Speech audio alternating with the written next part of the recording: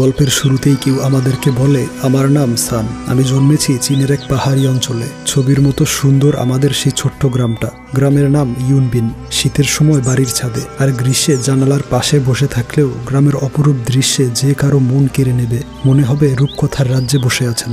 নানুর সাথে শৈশবের পুরো সময়টা কাটিয়েছি সেই গ্রামে। বাড়ির নিচতলায় নানুর একটা ছোট্ট দোকান ছিল।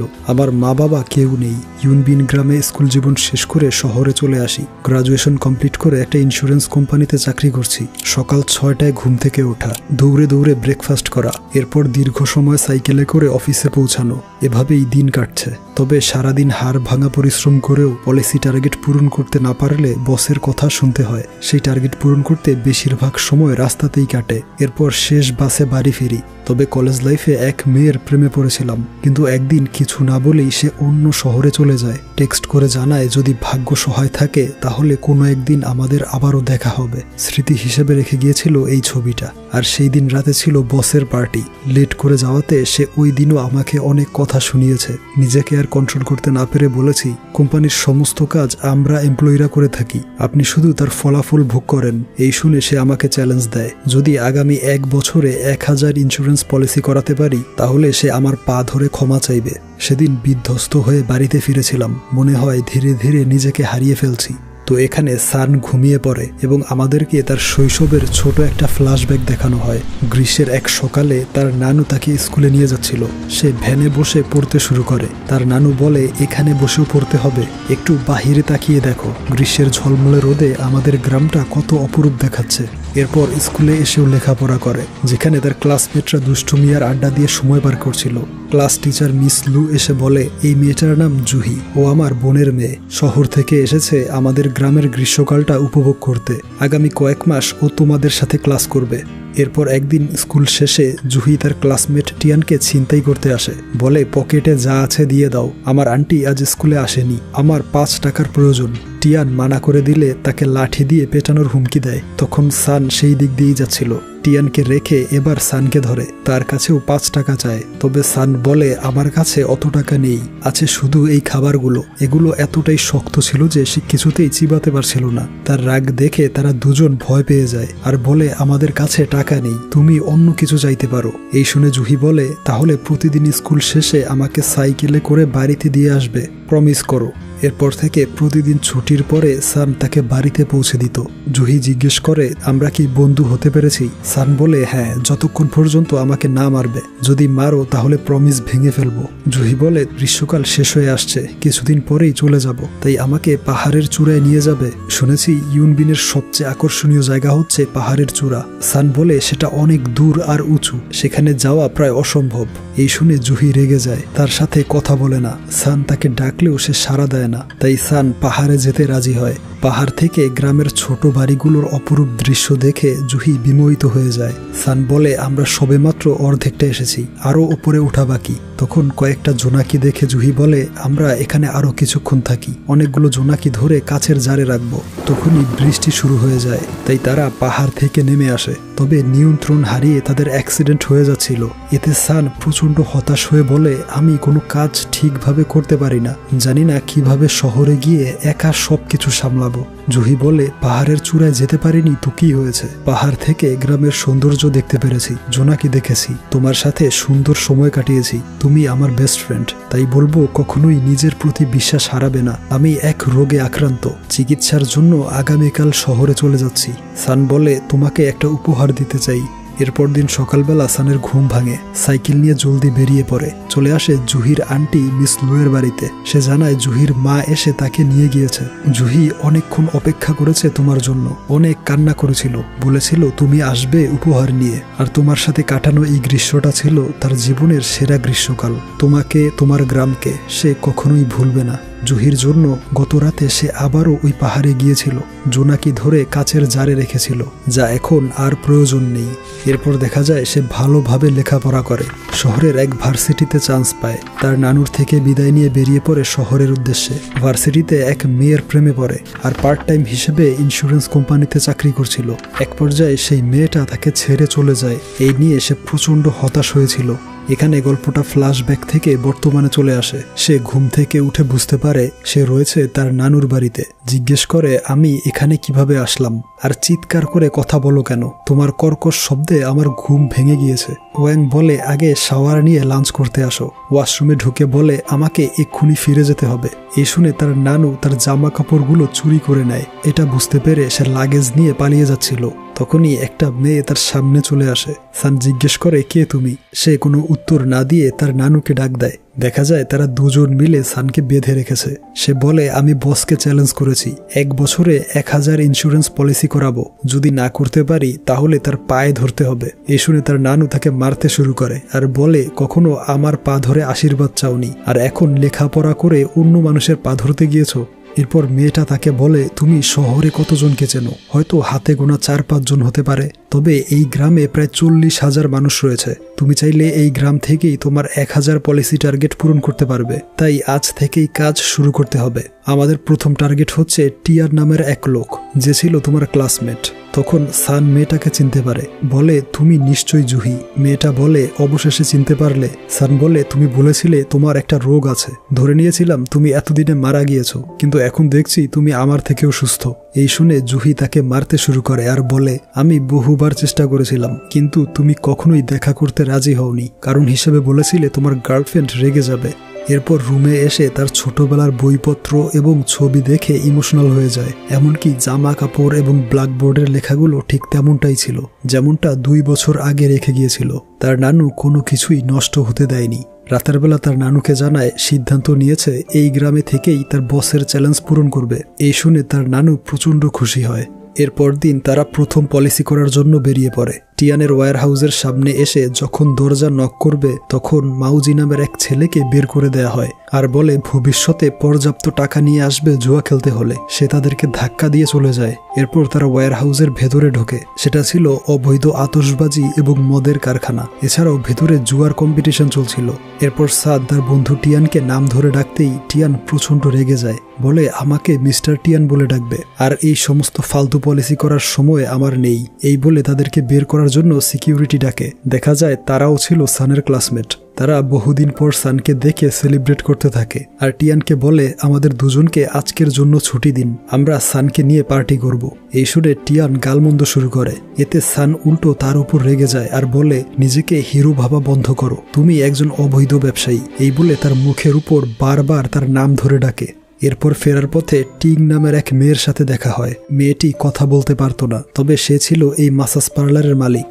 একাই সব কাজ করত। সে তাদেরকে মাসাজ নেওয়ার জন্য ইনভাইট করে। তখনই তার ভাই মাউজি এসে টাকা চায়। সে জলদি টাকার খাম নিয়ে তার হাতে দেয়। সে তাদেরকে ধাক্কা দিয়ে চলে যায়। তখন জুহি তাকে থামিয়ে দেয়, বলে, বারবার আমাদেরকে ধাক্কা দিয়েছো, তাই এখন ক্ষমা চাইতে হবে। এই নিয়ে তাদের ঝগড়া শুরু হয়। তার বোন তাকে থামাতে আসলে সে তাকেও ধাক্কা দিয়ে ফেলে দেয়। যাওয়ার সময় বলে, বাবা মা মারা যাওয়ার আগে এই দোকানটা আমাদের দুজনকে লিখে দিয়েছে, তাই যত দ্রুত সম্ভব এটা বিক্রি করে অর্ধেক টাকা আমাকে দিয়ে দাও। এরপর তারা লাঞ্চ করতে গ্রামের বিখ্যাত চাউমিন শপে চলে আসে। প্রচণ্ড ক্ষুধার্ত অবস্থায় যখন খাবারের উপর হামলে পড়ে, ঠিক তখনই কিউ নামের ছোট একটা মেয়ে জুহিকে মা বলে ডাকে। এই শুনে সান জুহিকে বলে, তোমার হাজবেন্ডের নাম কি? তখন কিউ সানকে বাবা বলে ডাকে। এই শুনে পাশের লোকজন বলে, এ আর নতুন কি, কিউ প্রত্যেক দিন নতুন কাউকে ধরে চাউমিন খাওয়ার জন্য, আজকে এদেরকে ধরেছে। ওইদিকে কিউ তার ইমোশনাল টেকনিক ব্যবহার করে বলে, তোমাদের মেয়ে না খেয়ে আছে, তাকে কিছু খেতে দাও। তারা তাকে চাউমিন কিনে দেয়। খাওয়া শেষে তাকে কোথাও নিয়ে যাচ্ছিল। সান বলে, তোমাকে নিয়ে যাচ্ছি কিছু উপহার কিনে দেওয়ার জন্য। কিন্তু কিউ মনে মনে বলে, এটা তো পুলিশ স্টেশনের রাস্তা, তারা নিজেরাই নিজেদের বিপদ ডেকে আনছে। থানায় লম্বা লাইন থাকায় তারা অপেক্ষা করতে করতে ঘুমিয়ে পড়ে। অফিসার তাদের প্রবলেম জিজ্ঞেস করতে যাবে, তার আগেই কিউ বলে, এই দুজন আমার বাবা মা, তারা ঝগড়া করেছে আর এখন আমাকে অস্বীকার করছে। এই শুনে অফিসার সানকে বলে দেয় সে যেন তার মেয়েকে নিয়ে সোজা বাড়ি চলে যায়। তাই তারা বাধ্য হয়ে কিউকে নিয়ে বাড়ির দিকে রওনা হয়। দেখা যায় ওয়াং এর সাথে কিউর খুব ভালো সম্পর্ক ছিল। সে ওয়াংকে বলে, এটা যে তোমার ছেলে আমি চিনতে পারিনি, ভেবেছিলাম বাহিরের কেউ। ওয়াং বলে, তোমার ক্ষুধা লাগলে তুমি আমার কাছে চলে আসবে, যদি কোনো খারাপ লোকের হাতে পড়ে যাও তাহলে তারা তোমাকে বিক্রি করে দিবে, আর আজকে তুমি আমাদের সাথেই থাকবে, বাহিরে অনেক অন্ধকার, একা যেতে পারবে না। যদি তোমরা স্মার্ট উপায় আর্নিং করতে চাও তাহলে ট্রেডিং হতে পারে বেস্ট সলিউশন। স্মার্ট মানুষেরা তাদের সেকেন্ড আর্নিং হিসেবে এই ট্রেডিংকেই বেছে নিয়েছে। আর বিনোমো হচ্ছে ট্রেডিং এর অন্যতম সেরা একটি প্ল্যাটফর্ম। এই বিনোমোতে কোনো ইনভেস্টমেন্ট ছাড়াই $10,000 ডেমো ট্রেড করতে পারো। তবে কিভাবে ট্রেডিং করতে হয় তা প্রথমে ইউটিউব থেকে ভালোভাবে শিখে নিতে হবে। কেবলমাত্র তখনই রিয়েল মানি দিয়ে ট্রেডিং করতে হবে। ঠিকভাবে না শিখে ট্রেডিং করতে গেলে লস হবে নিশ্চিত। এখন বিনোমোতে একটা ট্রেড নিয়ে দেখাবো তোমাদেরকে। প্রথমে বিনোমোর চার্ট অ্যানালাইজ করে বুঝলাম প্রাইস এখন উপরের দিকে যাবে, তাই 1 মিনিটের জন্য 3000 টাকার একটা আপগ্রেড নিয়ে নিলাম। এই 1 মিনিটের মধ্যে মার্কেট উপরের দিকে গেলে পেয়ে যাব 5000 টাকা প্রফিট। তো অপেক্ষা করে দেখা যাক। এখানে মার্কেট উপরের দিকে যাওয়ায় প্রফিট হয়ে গেল। এবার উইথড্র এবং ডিপোজিটের বিষয় সকল মোবাইল ব্যাংকিং অ্যাপ দিয়ে খুব সহজেই করা যাবে। আর কোনো প্রকার সমস্যা হলে ডেডিকেটেড 24/7 কাস্টমার সার্ভিস তো থাকছেই, এবং বন্ধুদের সাথে এই অ্যাপটা রেফার করলে পেয়ে যাবে $20 পর্যন্ত বোনাস। এখন তোমাদেরকে বলবো জিটিআর ইভেন্টের বিষয়ে। BMW 3 সিরিজ এবং $3 লাখ নগদ পুরস্কারের প্রাইস পুল থাকছে। একটি আসল অ্যাকাউন্টে ট্রেড করুন, আপনার ট্রেডের জন্য স্পিড পয়েন্ট স্কোর করুন, এবং আপনি যত বেশি স্কোর করবেন তত বেশি সুযোগ পাবেন। বিস্তারিত জানতে দেখুন এবং 27 ডিসেম্বরের মধ্যে ডেসক্রিপশনের লিঙ্কে অংশগ্রহণ করুন। পরদিন কিউ সানকে বলে, তোমার মা আমাকে খুব ভালোবাসে, এই জন্যে তোমার একটা উপকার করতে পারি। তা হলো মিস্টার টিয়ানের একটা দুর্বলতা আছে, যদি তাকে সাহায্য করতে পারো তাহলে সে হয়তো খুশি হয়ে পলিসি কিনতে রাজি হবে। এই বলে তাদেরকে নিয়ে আসে এক বাড়ির সামনে। বলে এই বাড়িতে থাকে শাওজিন নামের এক সুন্দরী মেয়ে, আর শাওজিনকে পছন্দ করে টিয়ান, কিন্তু ভয়ে প্রপোজ করতে পারে না। তাই শাওজিনকে দেখার জন্য মিস্ত্রির ছদ্মবেশ ধরেছে টিয়ান। এই কাজটা 2 দিনেই করা যেত, কিন্তু তারা ইচ্ছাকৃতভাবে ইটগুলো ফেলে দেয়, অর্থাৎ বুঝাই যাচ্ছে সে শাওজিনকে কতটা পছন্দ করে। তাই এখন তোমরাই সিদ্ধান্ত নাও যে কি করা উচিত। তাই এরপর দিন তারা চলে আসে টিয়ানের ওয়্যার হাউসে। টিয়ানকে জানায় তার ছদ্মবেশী মিস্ত্রির কাহিনী তারা জেনে গিয়েছে, তবে তার লাভ স্টোরিটা কমপ্লিট করতে তারা তাকে সাহায্য করবে। এই শুনে টিয়ান খুশি হয়ে বলে, যদি শাওজিনকে পেতে সাহায্য করো তাহলে আমার এখানে কর্মরত 34 এমপ্লয়ির জন্য তোমার থেকে পলিসি কিনবো। তাই এরপর থেকে তারা শাওজিনকে ফলো করতে শুরু করে। দেখা যায় সবাই লাইন দিয়ে টিকিট কিনছে, কারণ কয়েকদিন পরেই গ্রামের বাৎসরিক ফেস্টিভ্যাল শুরু হবে। তার জন্য আগে থেকেই টিকিট কিনে রাখতে হয়। তবে কিছুক্ষণের মধ্যেই সব টিকিট সোল্ড আউট হয়ে যাওয়ায় শাওজিন টিকিট পায় না। তাই সে মন খারাপ করে চলে যাচ্ছিল, আর নিজেদেরকে লুকানোর জন্য তারা খেলাধুলা শুরু করে। তখন জুহির আন্টি তাদেরকে ডেকে বলে, তোমাদের জন্য 2টো টিকিট কিনেছি। আর সেই টিকিট নিয়ে সান চলে আসে টিয়ানের কাছে। টিকিটের বিনিময়ে টিয়ান নিজের জন্য একটা পলিসি কিনে ফেলে, আর বলে এভাবে কাজ করে যাও, খুব শীঘ্রই বাকি এমপ্লয়ীদের জন্য পলিসি কেনার ব্যবস্থা করব। সেদিন রাতে জুহি এবং কিউ ওয়াং এর বাড়িতে ছিল। তারা হঠাৎ করে কান্নার শব্দ শুনতে পায়। বারান্দায় গিয়ে দেখে সান তার এক্স গার্লফ্রেন্ডের জন্য কান্না করছে।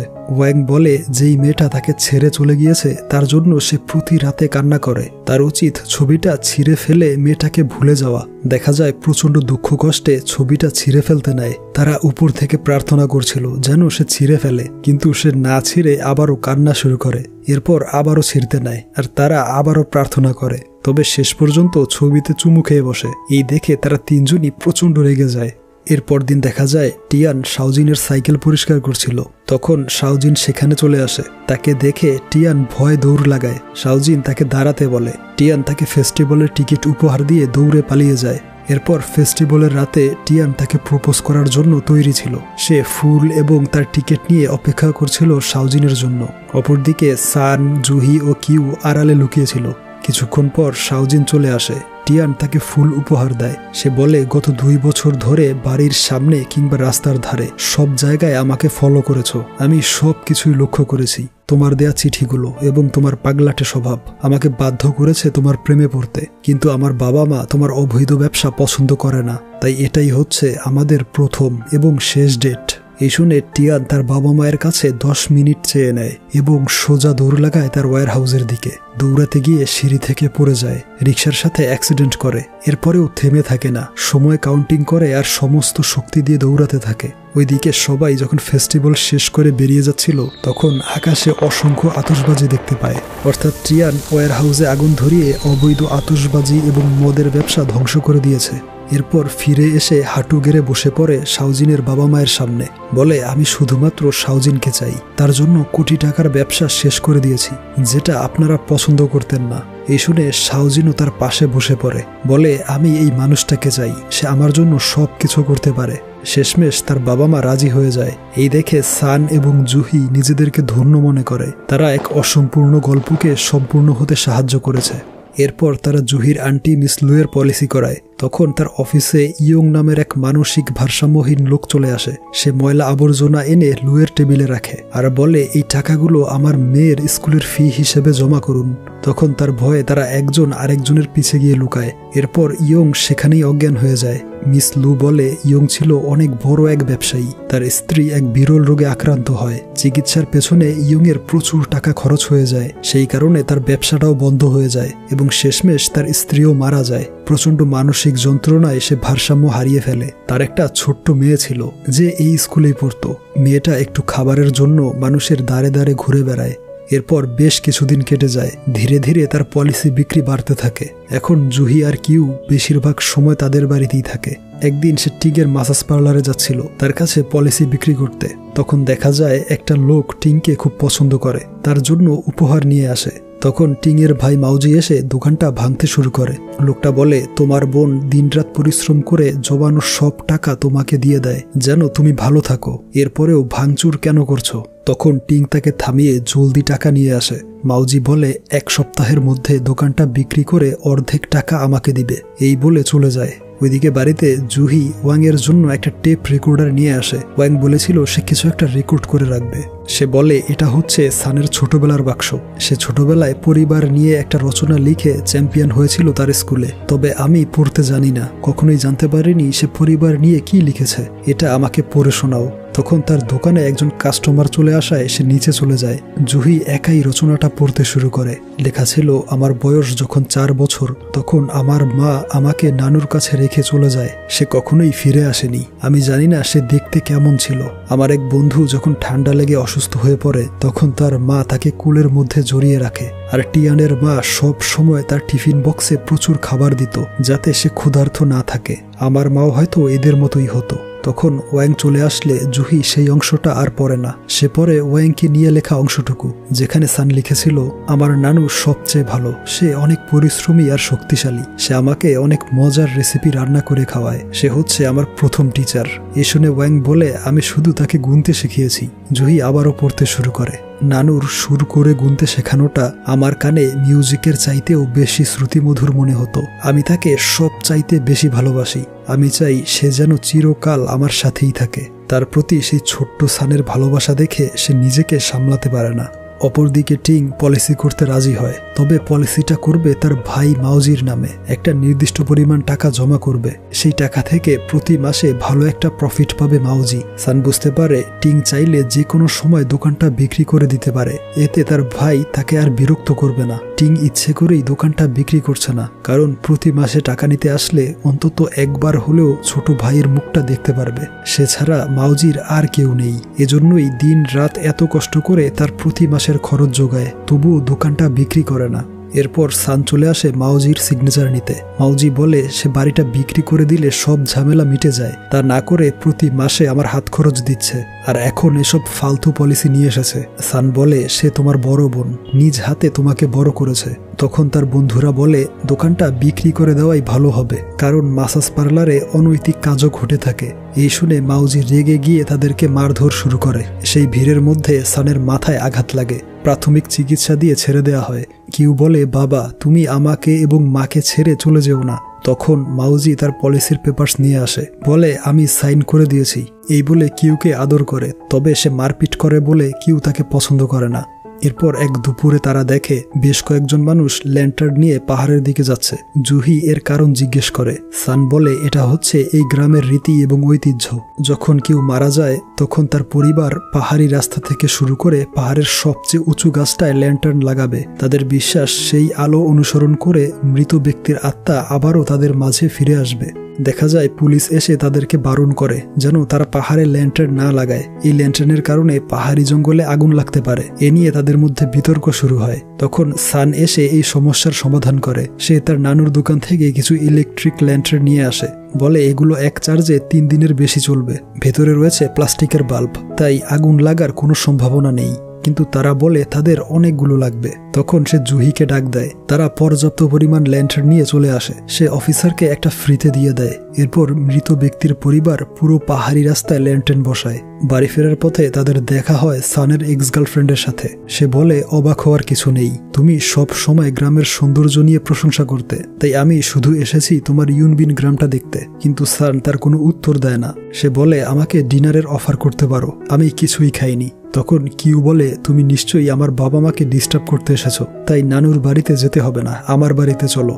এরপর তারা সবাই কিউ এর বাড়িতে চলে আসে। কিউ তাদেরকে বসিয়ে চাউমিন রান্না করতে চলে যায়। মেয়েটা বলে সানের উচিত তার সাথে শহরে চলে আসা, সান শিক্ষিত, ভালো চাকরি নিতে পারবে। জুহি বলে সান শহরে খুবই বাজে অবস্থায় ছিল, গ্রামে এসে খুব ভালো করছে, খুব শীঘ্রই তার পলিসি টার্গেট পূরণ হয়ে যাবে। তখন মেয়েটা বলে, ওর এত খোঁজ খবর কেন রাখছো, সম্পর্কে কি হও? সে সানকে বলে তাদের সম্পর্কের কথা বলতে। সান কি বলবে বুঝতে না পেরে কিউ এর কাছে চলে যায়, কিন্তু কিউ তাকে বেরিয়ে যেতে বলে। তখন সান তাকে টাকা দিলে সে বলে কিছুক্ষণ থাকতে পারো। এরপর চাউমিন নিয়ে আসলে জুহি জিজ্ঞেস করে, তুমি কি এখনো ওকে চাও? এই শুনে সে আবারও কিউ এর ঘরে চলে যায় এবং আবারও টাকা দিয়ে কিছুক্ষণের জন্য লুকিয়ে থাকে। এরপর বৃষ্টি শুরু হলে সে তাদেরকে ভেতরে আসতে বলে, কিন্তু জুহি জিজ্ঞেস করে, সত্যি করে বলো তুমি কাকে চাও? তখন সে ছাতা এনে জুহির উপর ধরে। বাড়ি ফিরে জুহি প্রচন্ড রেগেছিল মেয়েটার উপর। রাগ কমানোর জন্য রুমের মধ্যে ঘুরতে থাকে। কিউও তার পিছু পিছু ঘুরছিল এবং তার সাথে ধাক্কা লেগে যায়। জুহি জিজ্ঞেস করে, তুমি রেগে আছো কেন? কিউ বলে, জানি না, তবে তোমার রাগ দেখে আমিও রেগে আছি। এরপর তারা ঘুমিয়ে পড়ে। পরদিন সকালবেলা মেয়েটা বিদায় নিয়ে চলে যায়। জুহি বলে, আগে রাত জেগে কান্না করতে, এখন চোখের পানি কোথায়? সান বলে, যে যেতে চায় তাকে চোখের পানি দিয়ে আটকানো যায় না। এই বলে তারাও বাড়ির দিকে চলে যায়। এরপর থেকে জুহি তার পাশেই থাকে, আর সানও ধীরে ধীরে 1000 পলিসির দিকে এগিয়ে যায়। সে যখন ঘুমিয়ে থাকে তখন জুহি অবাক দৃষ্টিতে তাকিয়ে থাকে তার দিকে। জুহি কিছু একটা ড্রয়িং করছিল। তার ড্রয়িংটা সান দেখতে চাইলে তাকে মানা করে। এভাবেই খুনসুটি আর কল্পনা বিলাসী সময় কাটায় তারা দুজন। রাতের বেলা তার নানু তাদেরকে নিয়ে সেলিব্রেট করে, তাদেরকে প্রমিস করতে বলে আমি চাই সান এই গ্রামেই থাকুক, এটাই তার শেষ ঠিকানা। আর তা না পারলেও প্রতি গ্রীষ্মে যেন গ্রামে ঘুরতে আসে। সান তাকে প্রমিস করে সে কোনো এক সময় এই গ্রামে ফিরে আসবে। এছাড়া প্রতি গ্রীষ্মে তার নানুকে দেখতে অবশ্যই আসবে। অপরদিকে মাউজি দেখে ইয়ং ডাস্টবিনে ঢুকে গিয়েছে খাবার খুঁজতে। সে তাকে মেরে ডাস্টবিন থেকে বের করে এবং কিছু খাবার দিয়ে বলে, আমরা দুজনই একই রকম, তুমি তোমার মেয়ের কাছে একটা বোঝা, ঠিক যেমনটা আমি আমার বোনের কাছে। তবে তোমার মতো আমার লাইফটাও সুন্দর ছিল। আমি তোমার ফ্যাক্টরিতেই কাজ করতাম, ফ্যাক্টরিটা বন্ধ হয়ে যাওয়ার পর আমি তোমার মতো বেকার হয়ে যাই। আমরা দুজনই হচ্ছি এই পৃথিবীর বোঝা, আমাদের মরে যাওয়া উচিত। এই শুনে ইয়ং খুব কষ্ট পায়। এর কিছুদিন পর টিং তার সেই কাস্টমারকে বিয়ে করে। সে তার দোকানটা ভাইকে লিখে দিয়েছে, নতুন এক শহরে গিয়ে নতুন করে জীবন শুরু করবে। সানের নানু আসতে লেট করছিল, তাই সে তাকে কল করে জলদি আসতে বলে। ওয়াং জানায় সে টাকা উঠিয়ে জলদি চলে আসবে। সেই ব্যাংকে জব করত শাওজিন। সে তার এক ক্লায়েন্টকে সানের পলিসি সম্পর্কে বলছিল। তখনই ইয়ং সেখানে ঢুকে পড়ে আর এখানেও আবর্জনা এনে বলে, এগুলো রেখে টাকা দাও, আমার মেয়ের স্কুলের ফি জমা দিতে হবে। শাওজিন তাকে বাহিরে নিয়ে যাচ্ছিল, কিন্তু সে একটা ধারালো কুঠার বের করে টাকা দিতে বলে। এই বলে সে এলো পাথারি হাত ঘোরাতে থাকে এবং দুর্ঘটনাবশত শাওজিনের গায়ে কুঠারের আঘাত লেগে যায়। তখন পুলিশ এসে ইয়ংকে গুলি করে দেয়। আর এই সবকিছু লাউড স্পিকারে শুনছিল সান। ইয়ং এর মৃত্যুর খবর শুনে কিউ দৌড়ে বেরিয়ে যায়। সান আমাদেরকে বলে, এই প্রথম জানতে পারলাম কিউ আসলে ইয়ং এর মেয়ে। বাবার মৃত্যুর পরে সে একদম ভেঙে পড়েছিল। তাকে আমি অ্যাডপ্ট করে আমার মেয়ে বানাতে চেয়েছিলাম।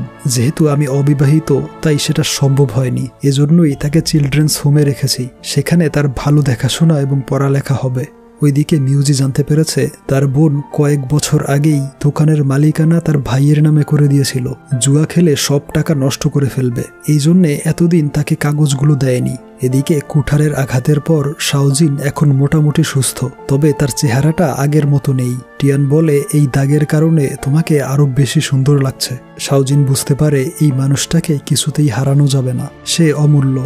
দেখতে দেখতে শীতকাল চলে এলো। সান এখনো তার টার্গেট পূরণে কাজ করে যাচ্ছে। তবে হঠাৎ করে তার নানু অসুস্থ হয়ে পড়ে।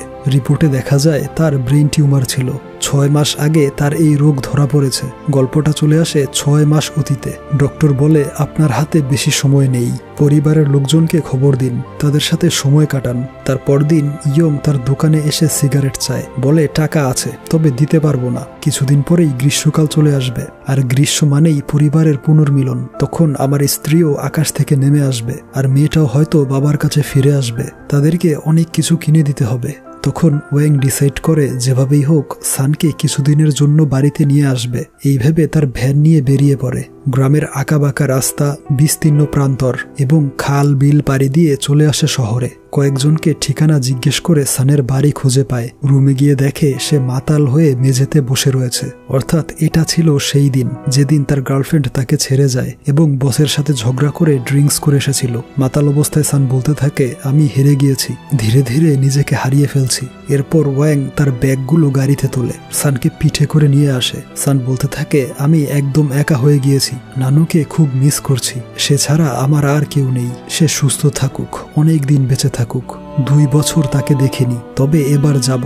তার এই অবস্থা দেখে তার নানু প্রচন্ড কষ্ট পায়। গল্পটা বর্তমানে চলে আসে, আর অল্প কয়েকটা দিন বেঁচে থাকবে সে। সান এবং জুহি তার দেখাশোনা করে। শেষ সময়ে সানকে বলে, তোমার নানুর হাতে আর সময় নেই, তোমার পাশে আর থাকতে পারবে না। আশা করি তোমরা দুজন খুব সুন্দর একটা জীবন কাটাবে। এরপর সে মারা যায়। তার মৃত্যুতে সান একদম ভেঙে পড়ে। এরপর তাদের রীতি অনুযায়ী সে ল্যান্ট্রেড নিয়ে চলে আসে পাহাড়ের চূড়ায়। তার নানুর সাথে কাটানোর সমস্ত স্মৃতিগুলো মনে করতে থাকে, আর চিৎকার করে বলে, তুমি এক মিথ্যাবাদী মহিলা, সারা জীবন আমার জন্য পরিশ্রম করে গিয়েছ, কিন্তু শেষ সময়ে এসে আমাদেরকে কাছে পেয়েও নিজের মনের কথাগুলো বলে যাওনি। হাসি মুখে রোগ নিয়ে ঘুরে বেড়ালে। তখন জুহি আসে কম্বল নিয়ে। তারা সারা রাত পাহাড়ের চূড়ায় কাটিয়ে দেয়। এরপর জুহি লক্ষ্য করে সান ঠিকভাবে খাওয়া দাওয়া করে না, তবে সে নিয়মিত তার জন্য খাবার নিয়ে আসতো। কিছুদিন পর শীত শেষ হয়ে বসন্ত শুরু হয়। জুহি তাকে বাহির থেকে ডাকে, বলে, দরজা খুলবে না, তোমাকে দেখলে নিজেকে সামলাতে পারবো না। কয়েকদিন পর আমার শেষ সার্জারিটা করা হবে, বেঁচে থাকার সম্ভাবনা খুবই কম। মা বলেছিল আমি যা ইচ্ছা করতে পারি, তাই শেষবারের মতো তোমার খোঁজে গ্রামে চলে এসেছিলাম। নানু বলেছিল তুমি আমার জন্য জোনাকি ধরে এনেছিলে, সেই খালি জারটা আমি নিয়ে গেলাম। বেঁচে থাকলে আবারও এই ইউনবিনে ফিরে আসব, তোমার সাথে গ্রামের আনাচে কানাচে ঘুরে বেড়াবো, তোমাকেই বিয়ে করব। প্রমিস করো নিজের খেয়াল রাখবে, আর ঠিকভাবে খাওয়া দাওয়া করবে, আর আমাকে কখনোই খুঁজতে যাবে না। যদি গিয়ে দেখো আমি আর নেই, তাহলে খুব কষ্ট পাবে। সান তাকে প্রমিস করে, যাই হয়ে যাক না কেন সে নিজের খেয়াল রাখবে। এরপর কয়েক মাস কেটে যায়। সান 1000 পলিসি টার্গেট পূরণ করে প্রমোশন পেয়েছে। সে নিয়মিত এক কফি শপে যেত। একদিন শপের পক্ষ থেকে একটা কেক উপহার দেয়া হয়। মেয়েটা বলে আজ গ্রীষ্মের প্রথম দিন, সেই উপলক্ষে এটা ফ্রিতে দেয়া হলো। গ্রীষ্মের কথা শুনে নানুর কথা খুব মনে পড়ে যায়, তাই গ্রামে ফিরে আসে। ঘরে একটা টেপ রেকর্ডার খুঁজে পায়, যেটা জুহি তার নানুকে এনে দিয়েছিল। তার নানু তার জন্য একটা ভয়েস রেকর্ড করে রেখেছে, তাকে নিজের খেয়াল রাখতে বলেছে। আরো বলেছে সে যাতে বেশি মন খারাপ না করে, এবং সানের মা যদি কখনো ফিরে আসে তাহলে সান যেন তার মাকে গ্রহণ করে নেয়। এরপর সান কিউয়ের সাথে দেখা করতে যায়। সেদিন ছিল তার স্কুলের স্পোর্টস ডে। সান, জুহি, ওয়াং কেউ তাকে সাপোর্ট করতে আসেনি, তাই সে মন খারাপ করে বসেছিল। তাকে বুঝিয়ে শুনিয়ে গেমে অ্যাটেন্ড করতে বলে। সে কিছু দূর গিয়ে পড়ে যায় এবং দৌড়ে সানের কাছে চলে আসে। বলে তার মা অর্থাৎ জুহি না আসায় সে ঠিকভাবে মনোযোগ দিতে পারেনি, আর সে এই স্কুলে থাকতে চায় না, সে বাবা মার সাথে থাকবে। সান তাকে প্রমিস করে খুব শীঘ্রই তাকে বাড়িতে নিয়ে যাবে। তাই ছোট বাচ্চাটার প্রমিস রাখতে গিয়ে জুহির প্রমিস ভেঙে চলে যায় জুহিকে খুঁজতে। জুহির মা বলে সার্জারির পরে যখন সে অসুস্থ ছিল তখন সে বিশ্রাম না নিয়ে একটা ছবি আঁকত। সে ছবিটা নাকি সে কয়েক বছর ধরে আঁকার চেষ্টা করছে। শেষমেশ ছবিটা এঁকে ফেলে। বলেছে তুমি ছাড়া এই ছবির গুরুত্ব কেউ বুঝবে না। সান সেই ছবির দিকে তাকিয়ে জুহির সাথে কাটানো শৈশবের সময়গুলো মনে করে। তখন পেছন থেকে জুহি এসে ডাক দেয়, অর্থাৎ তার সার্জারি সাকসেসফুল হয়েছিল। এরপর থেকে তারা প্রত্যেক গ্রীষ্মের ছুটিতে সানের ইউনবিন গ্রামে চলে আসে। বিয়ে করে কিউকে সন্তান হিসেবে অ্যাডপ্ট করে নেয়। আর এখানেই গল্পটার হ্যাপি এন্ডিং হয়।